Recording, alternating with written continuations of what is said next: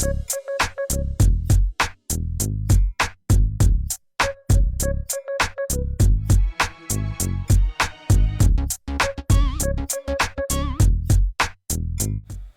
everybody, we're back. It's good to see you guys. We have a great show lined up for you guys here today. We are going to be talking about how to get more views on your YouTube videos doing translations, and with the captions and the titles and the description text and all of that. We're going to talk to you guys today about what we do and how we do it, and maybe some of the results that we see. I've already got a lot of screenshots like lined up for you guys to show you guys how to do this and how I do it. So this is going to be great. If you guys ever wanted to reach a global audience with your videos, this is the right place to be. And we're also going to be talking about, if we have enough time at the end, about licensing deals. We might not get to that. We're going to focus on the language stuff first and taking plenty of questions from you guys. So if you've been here before, you know how this works, but if you're new, welcome. It's great to have you. What you will find is me coughing into your ears if you're wearing earbuds, sorry. There is a person in the chat. Her name is Heidi. Her name is Scandinavian Today. You'll see there. She just said hello all. So if you're watching the chat, that's her, Heidi. And she will be taking your questions as you submit them in the chat, and she'll be giving them to us. And so we're going to do our best to get through as many of your questions that are related to this topic. I know a lot of you guys are asking like, hey, like totally unrelated questions, and we're not going to address those. So if it's related to translations, to global audiences on your channel, things like that, comment with those questions, and we'll do that. Hey, David, Dorian, Ross, good to meet you. I'm talking with you tomorrow, I believe, or Friday. Anyway, yeah. So this is going to be awesome. If you want to get text message notifications whenever we go live, what you'll find in the description is there'll be more information here, but you can text the word VC Live to 43506, and I will send you a text message notification right when we go live. If you are one of those people in the text list, comment in the chat. Let us know. See how many of you guys are here because of the text message that I hope went out about 4 minutes ago.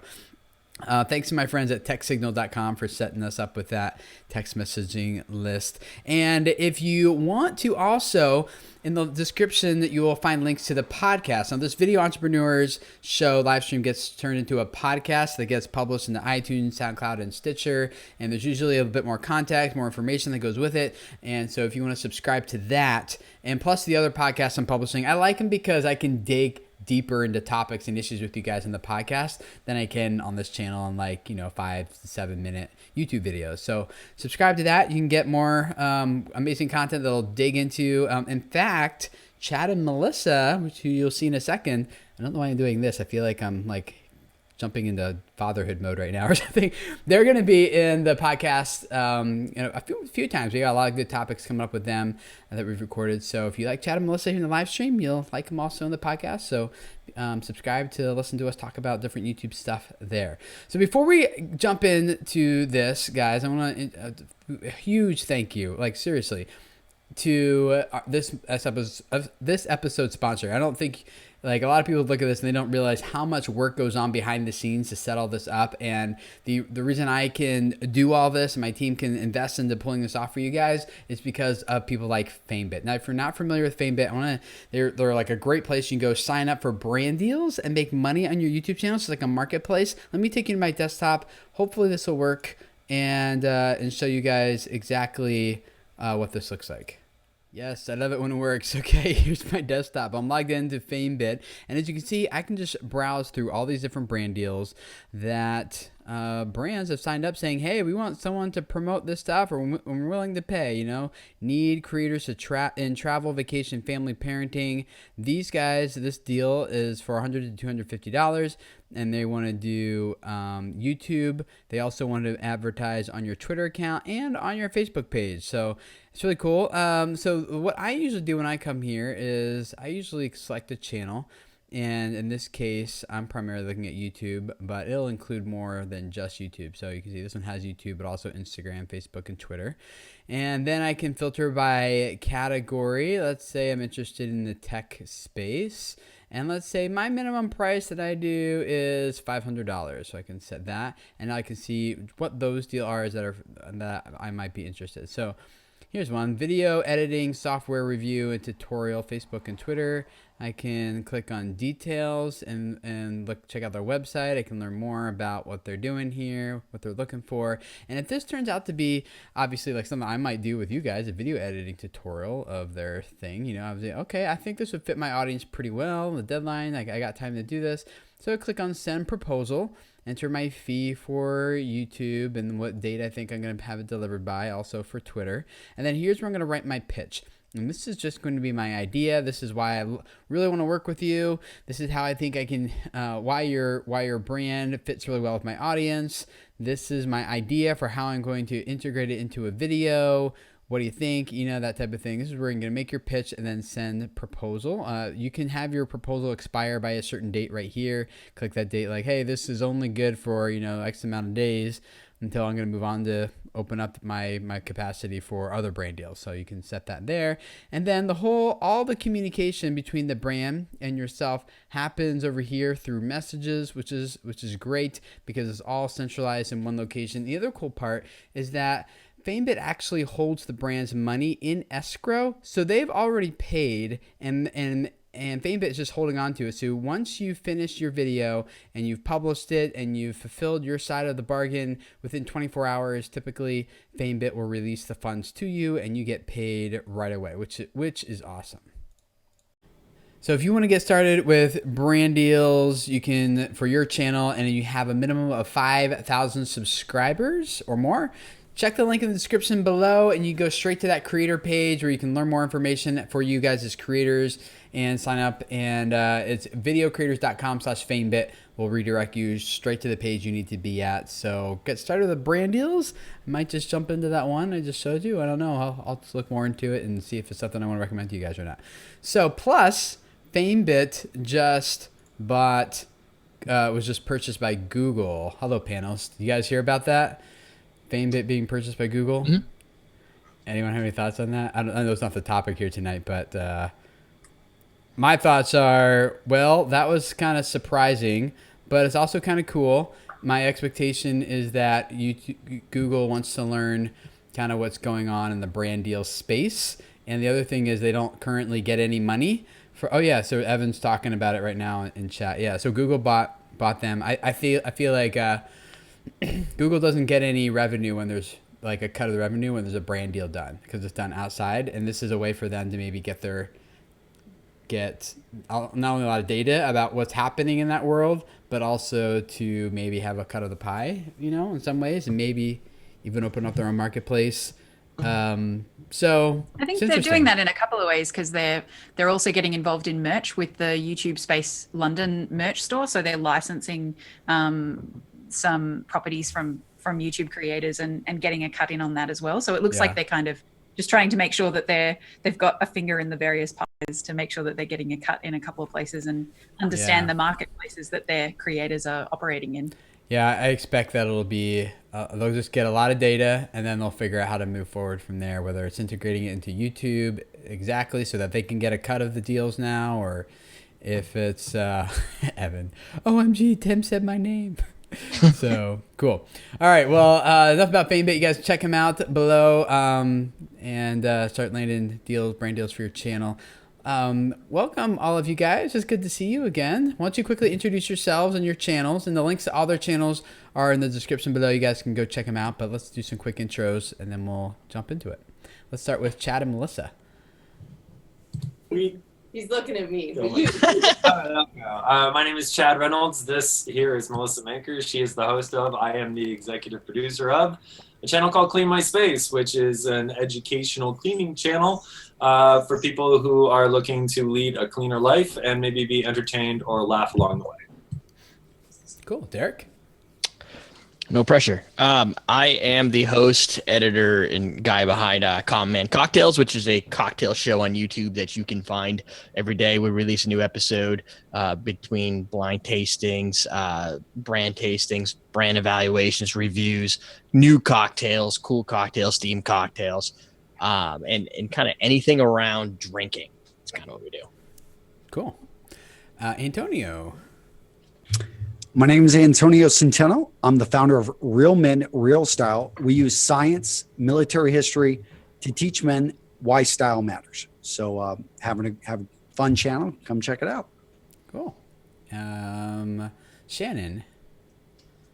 Hi, I'm Shannon. I'm the creator behind Bounce Patrol, which is a kids show for kids aged 1 to 6. We do original songs, nursery rhymes, and we aim to get kids up and bouncing. Up and bouncing. And Scott. Yeah, I'm Scott. I run the YouTube channel NerdSync. We use comic books and superheroes to teach about real-world history, science, and philosophy. And so, of course, we have some Doctor Strange stuff coming out this week. We're down the ball with that. Cool. Sweet. You guys check out their channels. All linked up down below. Shannon is in the hot seat. How can we help you today here, Shannon? Well, I would like to talk about language translations. So I know that YouTube have been slowly doing a bit of a push towards language translations and trying to make content sort of more globally available. Having seen language translations pop up in analytics recently, and also they're kind of rolling out some of those tools so you can do translations in situ, kind of on the video page and that sort of thing. So I wanted to talk about what your experience has been with that, with the team, and where we think the value in that lies. So I started out with doing some experimentation. With one of my videos, I got that translated into 5 different languages, and have been kind of tracking how that has been working, and that appearing in analytics now is really helpful because I can break that down to see sort of how that works. Yeah. What I found is that people will look at the video info, so the title and the description in a native language, about 80 to 20 actually. So 80% of the time it's English and 20% of the time it's a translated language for people who are watching that video, which is sort of higher than I originally expected.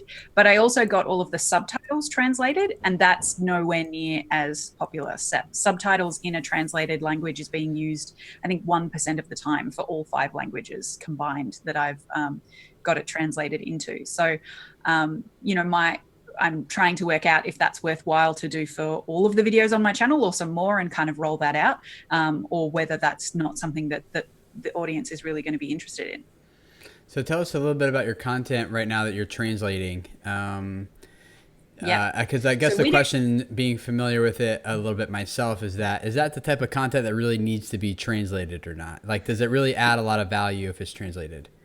Yeah, that's the question. I mean, because we do songs on our channel. So I'm Right. translating lyrics, essentially, which we do sometimes get questions about. Like, I think we do have quite a global audience, and particularly when kids are wanting to learn English, they might watch our show.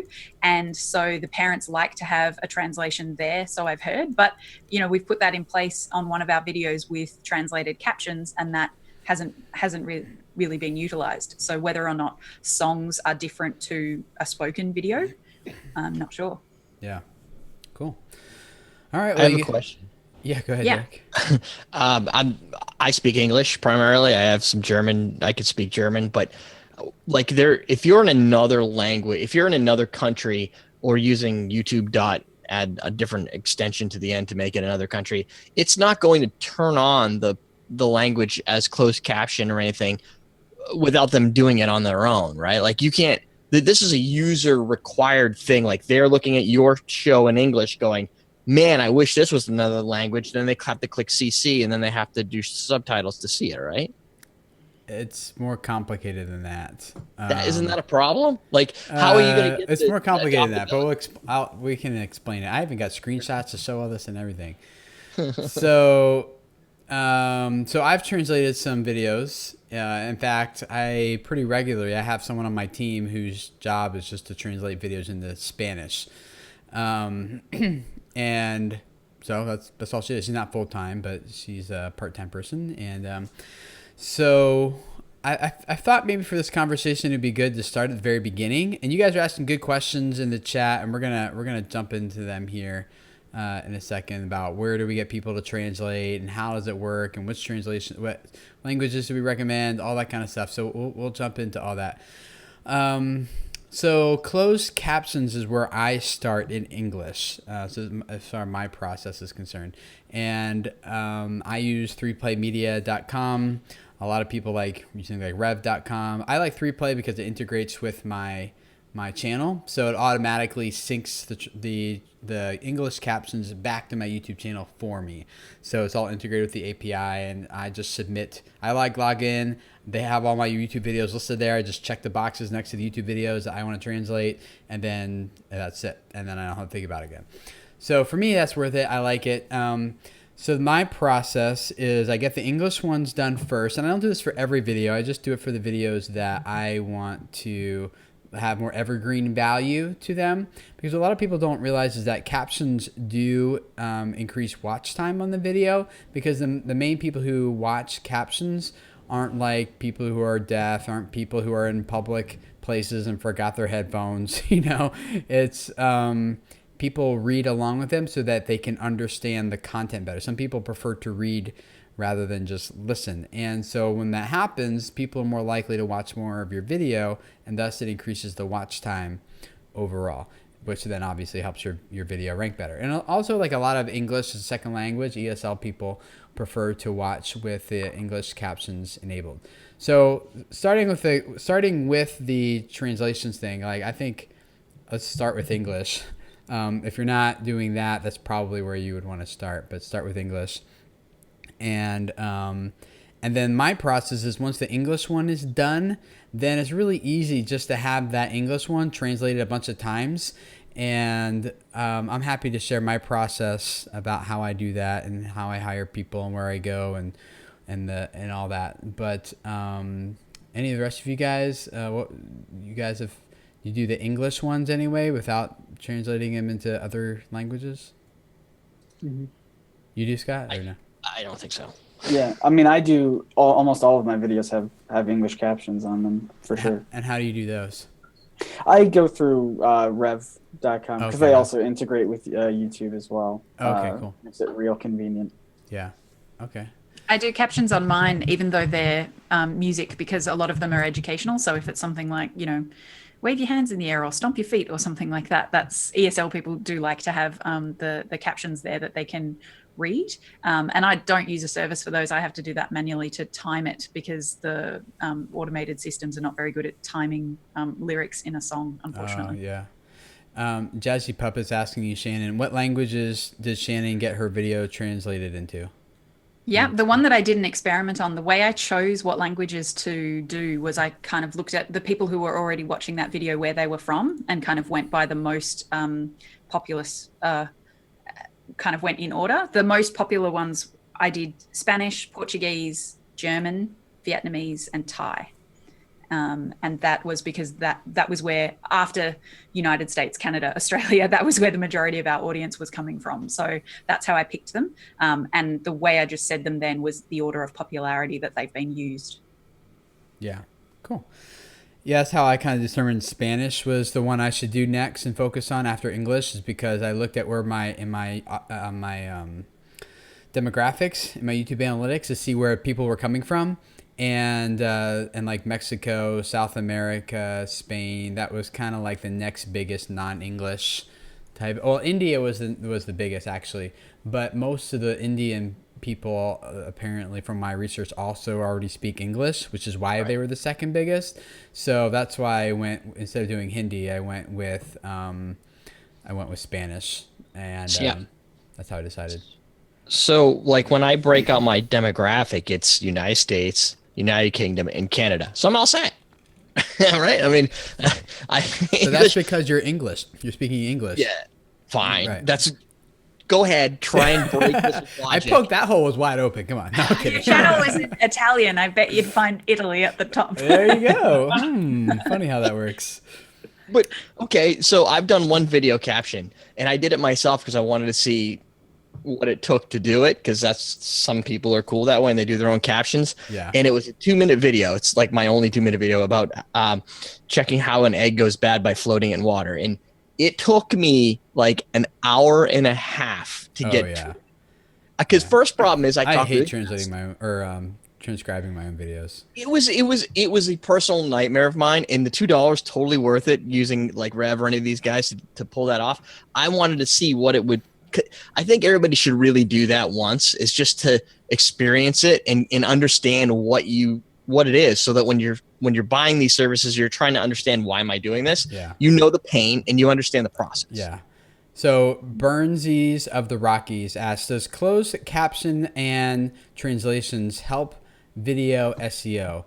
And yes, in English, if it's in the native language, it does. It helps you get more watch time. And also that's metadata that Google looks at to kind of determine what your video is about. It makes the biggest impact if you publish the video live with it already on your video, as opposed to publishing the video, then adding it a few weeks later. Google's already kind of collected a lot of the viewer signals that they're going to get from your video that will determine, they'll be more, they're weighed more heavily in the algorithm as far as how they rank your videos. So to get the maximum benefit of it, you got to publish your video with the closed captions in English and these languages already enabled. But I still go back and add them to other videos. I'm like, oh, that video is actually doing really well. I want it to keep doing better. And so then I will go back and add it to this. There's nothing wrong with that. You can do that. Mm-hmm. Yeah, I want to add as well that the reason, or like the way that we pay for our captions is because of our patrons.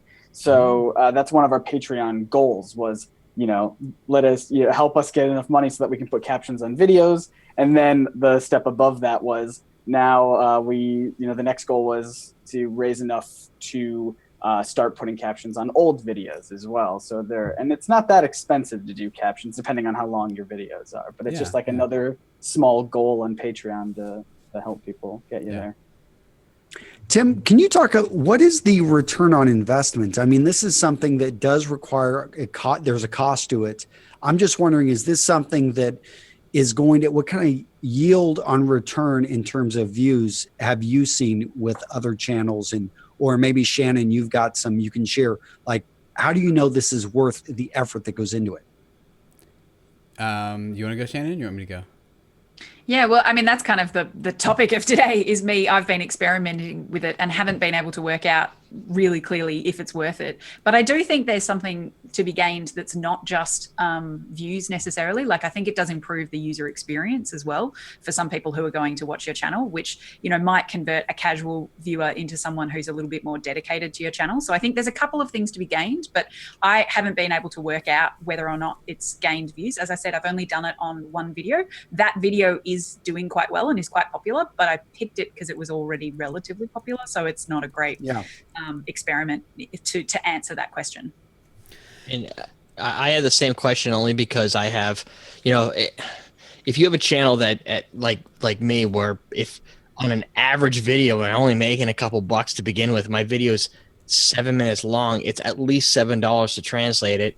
So I'm in the hole. Like, I'm not going to make any money, ad revenue wise, because I'm investing it. Now the counter argument being, well, then you're going to get increased amounts of views and whatever, but you're going to have to sell me on, like, does it matter for somebody that's sitting in front of a bar making a cocktail? I can understand if it was like a how-to video or educational, that you're like trying to pinpoint information to add that value. Is it worth it for this? So I'm looking this up right now and trying to find it for you guys. There's an article. I think I just did find it. Okay, yeah, I got it. I got the data right here. So the big answer to that question, and a lot of you guys are asking this in the chat too, so we'll just kind of hit all this up together, is what's the ROI? Is it worth it, your time and expense for just, right now we're just talking English captions on top of English videos. And that's going to be a case-by-case scenario, so I don't think I can just tell you blanket statement like, yes, of course it is. I think it's one of those things I generally recommend because the cost of doing so is so low. What a lot of people do is get the cost even lower, is they just take the automated captions that YouTube provides and they just go in and fix them up so that they're, so like most of the bulk of the work has been done and you just got to go in and fix it a little bit. That's one way to do it. Scott, do you guys script most of your videos? Yeah, we do. The reason why I pay for captions on top of that is because I write how I speak, and I'm also really, really bad at grammar. So I like to pay for somebody else to go in and like fix it up and make it actually presentable. Because another thing you can do too is if you script your videos, you can just copy and paste that script into the closed caption sections of your video, and Google does a pretty good job at automatically syncing that script with what you're saying in the video, as long as you speak somewhat clearly and things. So So that should be really easy. If you already have a script, your captions and everything are already done. But the answer to the ROI question, so the reason I like this study, there's a study done by Discovery Digital Networks, which is formerly Revision 3, which is an MCN. And I like this because they didn't just do like this analysis on just one channel, because that, like, the audiences respond differently. They already have different demographics on them, things like that. So they did it across their entire network of videos, a wide range of channels, wide range of audiences and everything. And they said that adding captions to their YouTube videos after 14 days increased their YouTube views by 13.48%. And then it said their all-time views went up by 7.32%. So that's across the entire network. That doesn't mean that you're going to get the same results. That's the average that those channels got. Some got a lot less, some got a lot more. So it's kind of the thing you got to experiment with yourself. And personally, I think it's worth experimenting with more than just one video. I think that's a really too small of a sample size. I would recommend that if you guys are going to experiment with this, that you do many videos, that you at least 5, but probably closer to like 10 or 15 to really start seeing, getting some good data on if this is working for you or not. But here, I'll put in the chat, I'll put that full report so you guys can go check that out if you want. Here it is. So yeah, so if I said, let's say I have a video that gets 1,500 views, and then if I had a 13% return, that's 195 additional views that I didn't have before. If I break that out by my CPM, I'm looking at what, 4 cents.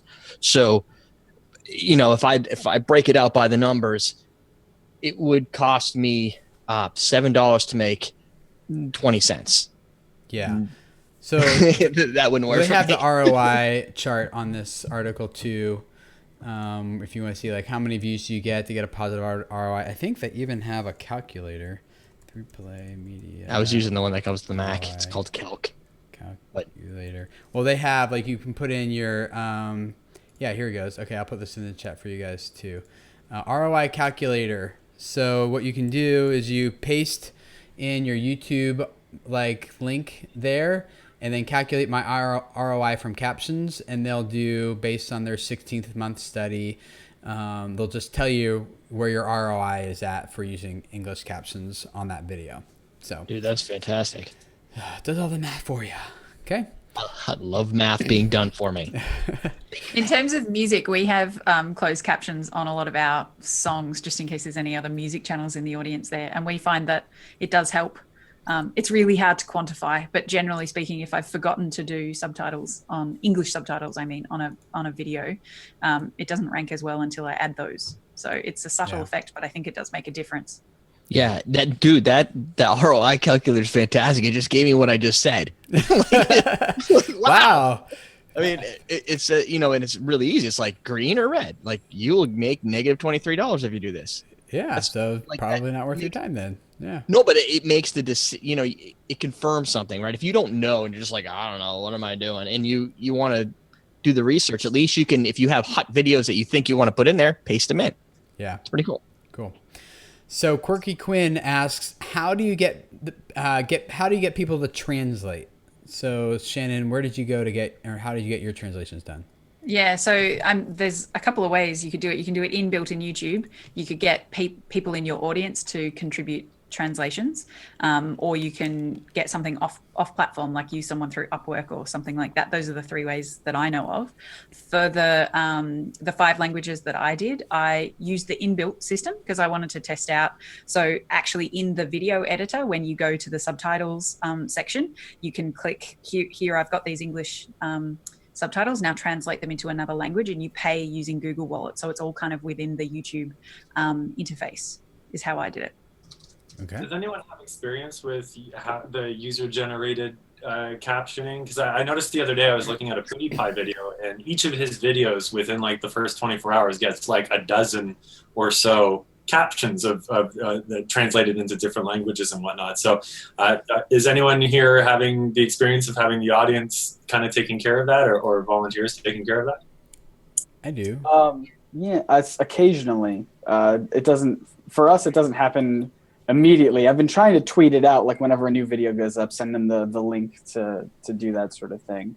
But most of the time, it just happens with random old videos. I'll just get a notification that somebody translated the video from last year in like Polish or something, and I'm like, oh, okay, cool. Cool. Thank you. Yeah. So do you validate that? Like, what do you do? You're like, yeah, that's good enough. I mean, it's Polish. I normally look for words that aren't translated. So like superhero, I talk about superheroes. So Batman is usually just still Batman, right? You know, or when I say our channel name NerdSync, it still says NerdSync, and then I just try to match it up and be like, it looks good enough to me. Yeah, that's kind of what I do. Fair enough. So for those of you guys, because a lot of these questions are like, how do we do this? Let me get. I got some screenshots to show you guys. So go check this out. So for those of you who aren't familiar, I'm gonna overlay this here. This is a screenshot of the back end of my YouTube channel. And if you click on edit one next to one of your videos, you know, you get that basic info, which you guys are all familiar with, which is where you put the title, the description, the tags, the playlist, all that kind of stuff. Right next to it, next to basic info, there's that transitions tab. Or transitions, what am I talking about? Translations tab. And that's where you can see on the left side, that will be the title and the English title and descriptions and things that you set there. And then on the left side is the same thing, but in Spanish, Latin America, Spanish to be specific. And I'll share with you guys my process for how I get all this done and everything here too. But this will show you the back end, what it looks like. And so what happens is my Spanish translator not only is translating the captions, but it's also giving it a Spanish title and a Spanish description, and everything in that is translated into Spanish. The reason for that is kind of going back to Derek's question in the very beginning, is if someone is browsing YouTube from South America and they speak, I know South America, that's just let's just say Argentina, and where they speak Spanish, and they're searching for a video that's relevant, instead of seeing the English version title, they will see the Spanish title instead, right there on YouTube. And then they'll see the Spanish description as well. And so YouTube will display the language of the title and description and the correct language to the viewer who's searching or who clicks on this video, which is awesome. So you can optimize your video basically to be the correct language for anyone who you've translated this into. The way to change this to that drop-down arrow next to translate into, right now it says Spanish, Latin America. You click on that, and then you'll be able to select which language and then copy and paste into there the appropriate information for that language. So when but my video is in English, right? So what happens when a Spanish person clicks on my video, because I have this title and description translated, and because they saw it in Spanish and clicked on it in Spanish, the Spanish subtitle will start playing. Now, that would not happen for me necessarily, or for us, because if the video is already in English and we click on an English title, that doesn't happen. But because they are looking at it from a different country, and they click on the Spanish title, the Spanish captions pop up. Now that only happens if I have, as far as the experiments I've done, it only happens if the title and the description are in Spanish and there's also a Spanish subtitle. If any of those three parts are missing, that doesn't happen, okay? So here's, this is what it looks like. This is what we were talking about earlier. Behind the scenes, like where you can see in your left sidebar of your Creator Studio on the left, it says community contributions. Those are where people who are watching your videos are just voluntarily translating your videos for you, and you can click that review button to the right and kind of look for yourself whether or not you think they look legit or not, and then approve them. So I have 5 here that I need to review. The way people get to that is, number 1, when they looking at your video, they click on that gear icon down the bottom where they have like the settings of your YouTube player, and they click on subtitles, and once they click on subtitles, then they will click on add subtitles /cc, and then from there it'll take them to the link where they can start typing in subtitles, and the system's pretty slick. It'll automatically pause the video when they start typing. Then once they stop typing, it'll start playing it again, so they can just kind of type along with your video, and it works pretty well actually. this last screenshot is where we were kind of talking about where do you get the links? Like if you're going to give it to someone to translate, whether it's your audience, like Evan Carmichael was here earlier.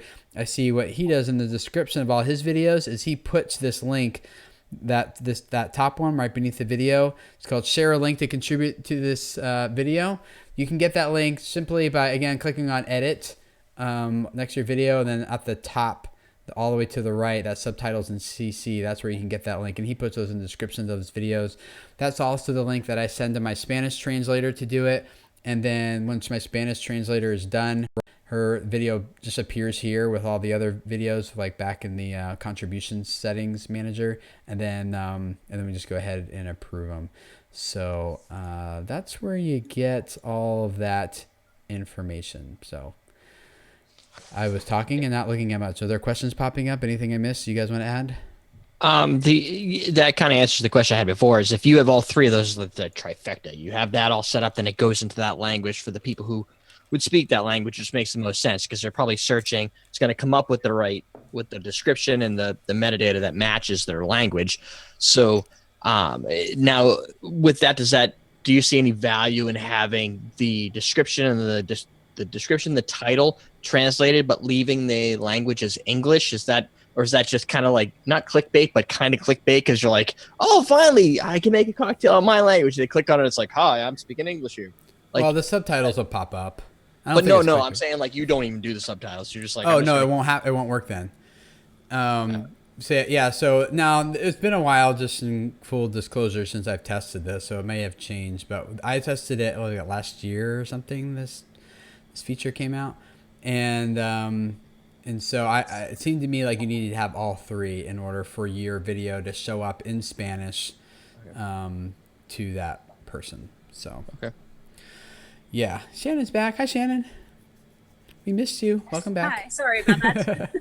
Had some technical difficulties. Okay, so G-rated family gaming. Who do you recommend to hire for translations, and what do you recommend watching out for as far as outsourcing translations? And then we need to talk about ROI, back to Antonio's point with all this too. So.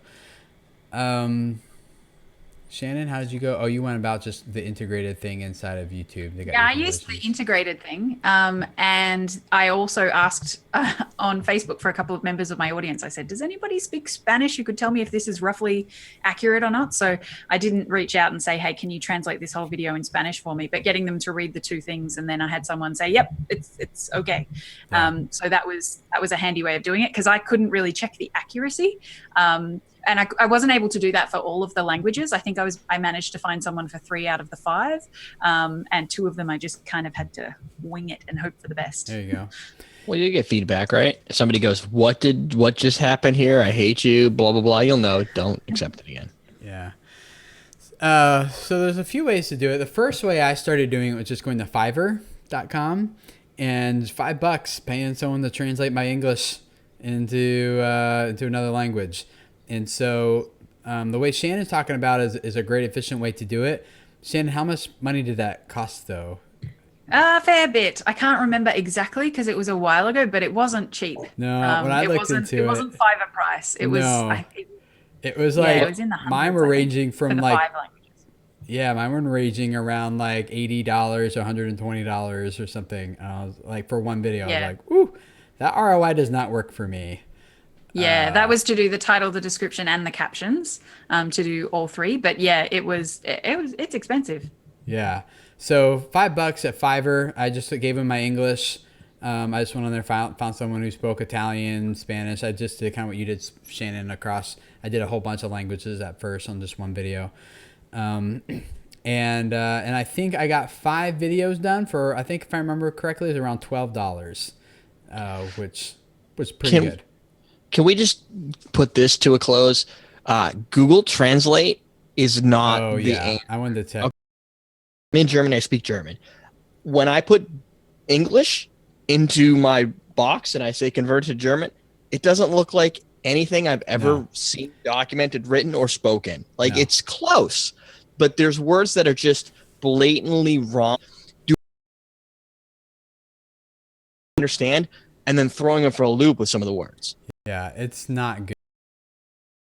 I feel like it might even lead to less retention on the video.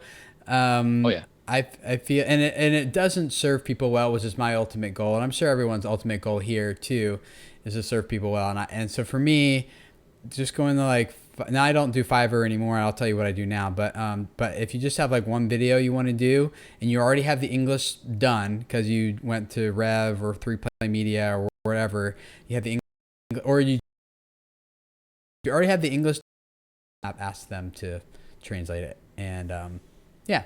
So that's what I recommend. Now, the way I do it now is to bring someone onto my team to do this is I went to Upwork.com, and I'm going to give you the short version here. Is on Upwork, I posted looking for a Spanish translator, and I accepted 3 people. I awarded a bunch of different videos to 3 people, and from there, I collected all their translations back, and we posted them to YouTube, or they automatically posted them to YouTube. I just approved it after reviewing. But then I hired a 4th person who was like really super high qualified Spanish translator person.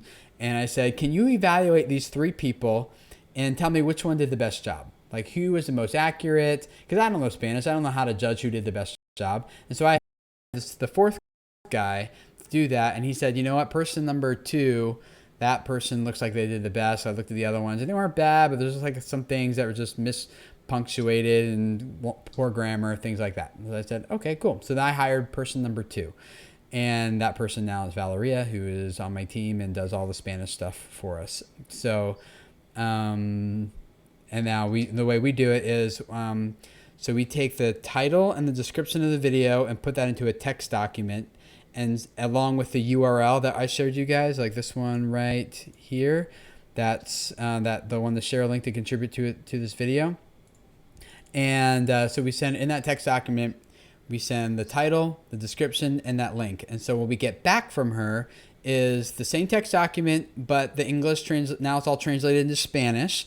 And we just copy and paste this because she can't do that. There's no way for her to do that, unfortunately. So we copy and paste the Spanish title and description into the video on YouTube, and then we just approve her Spanish translation through YouTube, and it's good to go.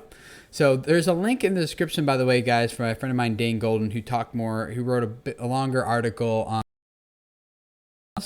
how have you guys gone about getting like Ingrid Taylor and some of these people are asking.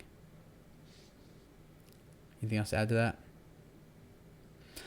Okay, well, Ingrid's other question is, how do you know what price points are a good starting points once you have good numbers for your social reach? How would you guys determine what's a good translation starting point? Like what? The price of doing the translation itself? Yeah, that's what I think. I think personally, I would go about the same way you did it and just go with the cheap, like $5 or whatever it costs. I mean, 80, 90, I think that's a little crazy unless it comes down to what amount of money you're making on a per video to me. Like if you post a video and you're going to make $90 in ad revenue, whatever, then you can look at that and figure out how much you want to spend. For me, if I'm doing a sponsored video, I offer closed caption to my sponsors by going out to these sites that are like $1 per minute and then doubling it and saying, well, I'll do the closed caption for you for $2, right? And so I make a little money on it as well. And then, because I got to add it in, I got to do all the work of linking all the data in. So I'm just kind of passing on those services to them. So it doesn't really matter to me. So the pricing is really based on what the video's purpose is, I think, right? Yeah. Yeah. Sorry. That's the other thing I would think too for you guys is that the ROI on this really depends on the business model you have for your channel and who you're trying to reach. If it's purely an AdSense channel, I think the math might be kind of hard to make it work. But if you're like me or Antonio or even Derek and you have things that you're selling outside, and someone in the Spanish market would find just as much value in learning about style or learning about growing their YouTube channels or learning about making cocktails, and I think it's way I think the math works out a lot easier instead of, doing your RPM, which may be like around $1 per 1,000 views. I mean, I don't know how well that math works out unless you're getting like millions of views a month. If I had a Brazilian sponsor, like for cachaça or something where they're like, this is going, it's a Brazilian spirit. There's plenty of people in Brazil that drink this and they want to see this made. Then I would find either Portuguese, Spanish, or both or whatever, and say, this is what it's going to cost you for this. And I would work it into the cost of that and then have somebody else do it because it works for everybody. Everybody wins, especially the sponsor. But if it's just me posting a video on how to make a gin and tonic, it wouldn't be worth my time. Yeah. So here's the cool thing, guys. You don't have to guess about this stuff. You can just look in your YouTube analytics. There's a new analytic there in the left sidebar called I'm putting myself on the spot. What's it called? Translation. Yeah, translations. Got it. Yeah. Why did I question myself? So it's under the watch time reports at the bottom called translations. And so if you have translations on your videos, you can just look and see easily how many people. This is the hard part about this analytic is it doesn't tell you how many more views you got as a result of that caption or that translation being there. It just tells you how many people percentage wise and watch time wise like took advantage of that there. So it still is better than nothing. So if you want to see like which ones are being used, you can see the original, how much watch time and views the original caption got, how much watch time and views the translated caption got, and kind of go from there as kind of a rough starting point. But I think the question that we're trying to answer is how many more views do you get, not just ones are being taken advantage of. And that's what I go back to my original point is you'll have to experiment a little bit with it.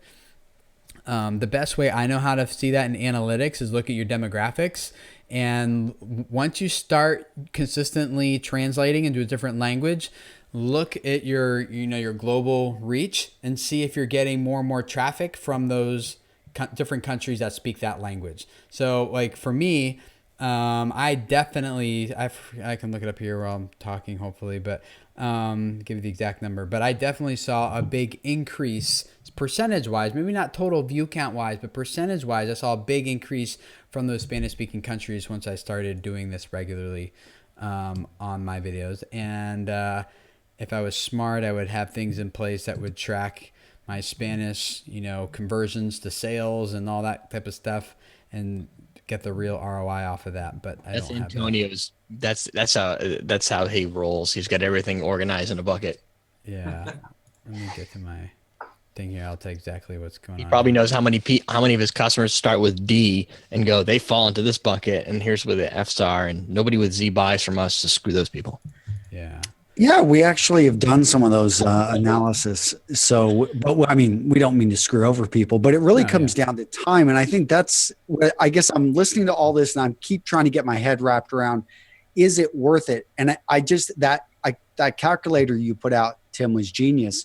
But one thing about the calculator is, some of the equations, the points that go into the equation, you've got to figure out, like, is it going to work for you? Like I put in one video and it said it's not worth it, but your whole channel overall is worth it. But then I look at the inputs that they had, and I get like our translator, he's in India, and he's $40 an hour for translation. So each of my videos are 6 minutes, 6 to 10 minutes.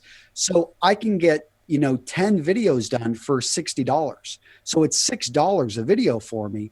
My only issue is he needs time.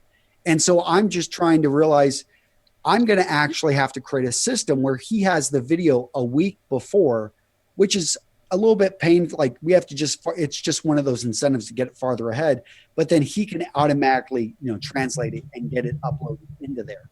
But for me, I mean, I've already taken away that, this makes sense. We need to get back to it. And, because we were doing it after the fact. It was something we did about 2 weeks afterwards, but I had no idea that it actually had bigger impact when you first put it in there. Yeah, I got to do it first. So my percentage increase, and the way I find this is Google Analytics, clicking your demographics, and then at the at the bottom, there's like a couple tabs. If you click on more all the way to the right, click the down arrow next to that, you can select geography, and then you can kind of look at where your views are coming from geographically. And mine are up 8.3% in watch time from Mexico, Spain, and Argentina.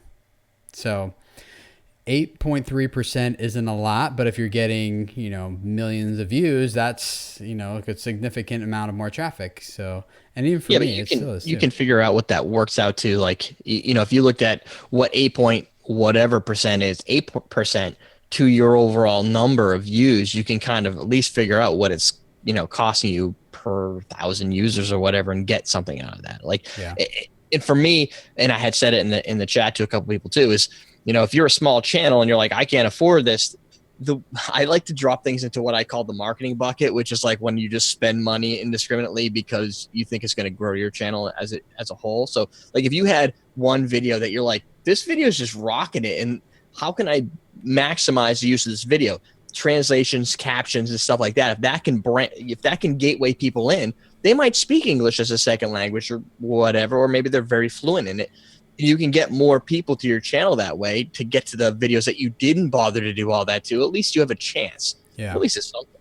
Yeah. And more views are more views, especially if you're taking something that you've already dumped the production hours into and you're literally just donating an extra $5 and a little bit of time. So therefore 8% views on a video that has 100,000 views, that's 8,000 extra views that you didn't even need to make an extra video for. So yeah. Right. Yeah. Or eight. That's for me though. You guys got to look at your own channels and test it. Your mileage may vary. Patrick Gostek says, I speak two other languages other than English. Is it beneficial for me or my channel to do that? I mean, do I get more exposure? So if you already speak multiple languages, is it worth translating them, you guys think, on your own time? How many videos you make in a week? Because to me, I make 5. That's a lot of additional work. But if you're making one every month, or even for Tim, if you're doing 2 a week or whatever, and you can pull off doing that and do it with the time, I think it's totally worth it. But if you're doing so much that's going to cause you a lot of pain and anguish and distress, and you're never going to see your family, it's probably not worth it. You need to recognize what your time is worth. And if something you can get done for a couple of dollars, is it worth an hour and a half of your time if you can replace that job with, $5? Yeah. Yeah, it totally depends on your time. I don't do it on every video. I don't do any on my family's channel because those videos are like 10 minutes long and it's just nothing but dialogue. So that's not worth it to me. I don't do any translations or even English captioning on those. But for my video creators, I only do it on the ones that I'm intentionally positioning these videos to be discoverable videos and to perform well as evergreen content. So those are the ones I'll invest into.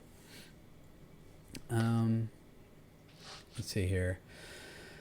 A lot of these questions you guys are asking revolve around threshold, determine when to pay, when to not pay. Google Translate, we talked about that one. Don't do that. It's a bad idea. Let's see here. What other questions do you guys have here? Google translation feature, does it work? Real Neil TV, I think Shannon, you said that does work, right? It's just expensive. Well, now Google Translate, not directly pasting them into Google Translate, as Derek was saying, that can give you some garbled information. But using the inbuilt feature, we had some success with that. But it's the most expensive way of doing it, so you need to know that you're going to be getting your money's worth.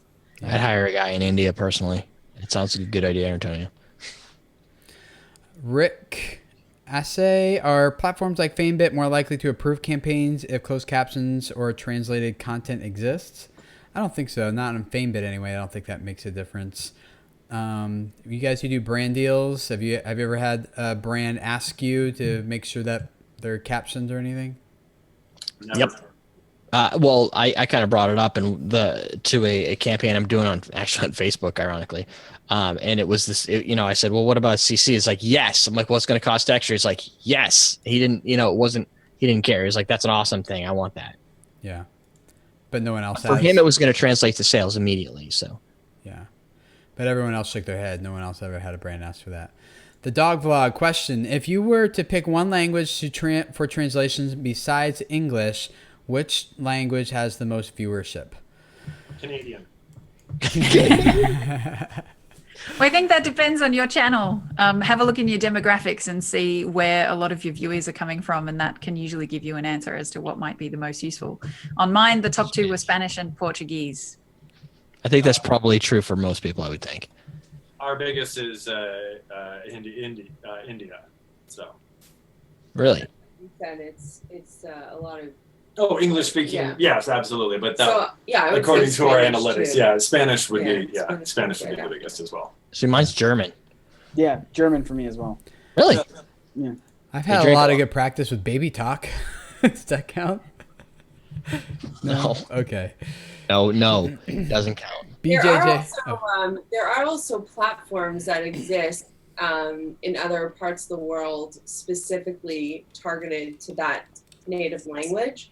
And oftentimes what they'll do is they'll look to acquire your catalog of content, and then they'll either do captioning or voiceover dubbed over you or directly overlaid on your content, and they'll pay you for it. So we've actually done that with our content in China. And they don't have YouTube. They don't have YouTube. They have other platforms, and that's been a really interesting avenue for us to take our existing catalog. It's really no extra work for us aside from sharing the material with the platform there in China, and then they take care of all of the work. And recently there was actually a trade show, and I was in this, like, my big face was in this wacky Chinese trade show, showcasing all kinds of, in Beijing, showcasing all kinds of different content creators. So that's cool, and that's a way where we don't really have to do anything extra, but it does help perpetuate the material and help spread our catalog out, and do more with it. And it's been fascinating to find out what Clean My Space means in Chinese, because they had to also translate, obviously, the title of our channel. So we found out that they decided to translate it to "Pretty Girl Does Her Chores." So that's what we're known as in China. Dude. I don't even know what to say. The other thing I wanted to say was, even if you're not able to, I know we're talking about spending money, and I've been listening to you guys and looking at the comments all night. If you're not able to spend the money or you don't have the time to do the translation, you still have the opportunity to at least recognize your audience in other parts of the world who are watching your material, who may not speak English as a first language, but what you can do is find out how to say Merry Christmas in the language, or nice to see you, or hello. As long as you can acknowledge them in that other language, that would still make them feel special and part of, even if you're not able to do the full translation. And the other interesting observation I wanted to share is that we will get comments a lot of the time from people saying, English isn't my first language, but I love watching your videos because I use them to learn English. So, one of the things that I've learned is when I speak, I try to slow down the way that I speak. I try to move my lips in a way which makes it easy to read my lips. Don't rely on slang. Yeah, I try not to use slang. So I always have that in the back of my mind whenever we're doing a video, because I know our audience isn't always English as a first language speakers, and they really do appreciate that extra step, even if the video that they're watching doesn't have the translation. All of ours don't. Some of them do, but not all. Yeah, that's something I learned also working in a company that was international, being a sales guy in Germany and having to deal with Japan and in China and everything, and trying to be able to do conference calls and presentations. As a YouTuber in general, I think, well, I don't do this in every video because I'm kind of crazy and random. For educational stuff where you're going to try to get a point across that might be more than just entertainment, being clear and concise, especially presenting. I'm sure Tim has to deal with this all the time. I dealt with it when I presented at YouTube a couple months ago. Most of the audience didn't speak English, right? So you and there's translators. You've got to be clear and concise about your speaking. It's a good presentation skill anyway. Yeah. Let's knock out 2 questions here. BJJ Project, what's your opinion about this question? Should I translate my Spanish videos into English, even though there's virtually nobody watching them from English countries yet? Well, Tim, you already poked a hole in my theory for that, right? Go ahead, Chad. I suggest, since they're not in English, that's probably the reason why you don't have a huge English-speaking audience. Yeah. English people tend Like to... English. Sorry, so I guess to more directly answer the question, the only way that you will know is by going through and giving it a try and testing it, seeing if it does work. If you start seeing an increase in your English viewers, then it's probably something that you would want to investigate further. Yeah. And then Comics with Chris. Would this really benefit a smaller channel with around 1,000 subscribers and 5,000 views a month? I would personally say for your time and energy, there's probably other things that would get you a bigger return for the amount of energy it would take. So when you're talking big numbers, 8% more views is a bigger number, right? But if you're talking 5,000 views a month, I would say, why don't you focus more on like getting your main demographic there before you start trying to start expanding into other demographics. So cool, guys. A lot of good questions, and this is good for me to forcing me to talk through this again. So I really appreciate that this has been helpful for me.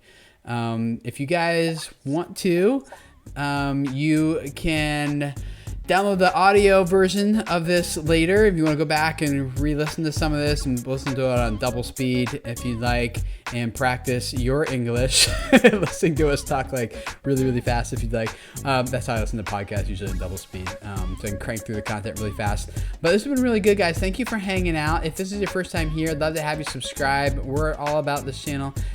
We're all about this channel, yes. I am all about helping you guys grow your YouTube audience so that you can spread a message that reaches people and impacts their lives. And that's not just people who speak your language, right? That can be other people too. So subscribe to the podcast, check out FameBit and tweet them at FameBit and say thank you for sponsoring this so we can hang out and talk about these types of things together. And I'm looking forward to hanging out with you guys again next week for our another Video Entrepreneurs live stream. And I just put myself in the spot. Why do I do this every single stinking week? I always forget to look what's next. Scott, you're up next, man. We're going to talk about when and how to promote merch, sales, and Patreon to your YouTube audience. So asking them for money when you're going to sell stuff. That's going to be a good one. So hang out with subscribers the first time here, get notifications, text VC Live to 43506, and I will send you a text message when we go live. So you will get that information, get that notification right away. And thanks for hanging out. We'll see you guys again next week. See you guys. Bye.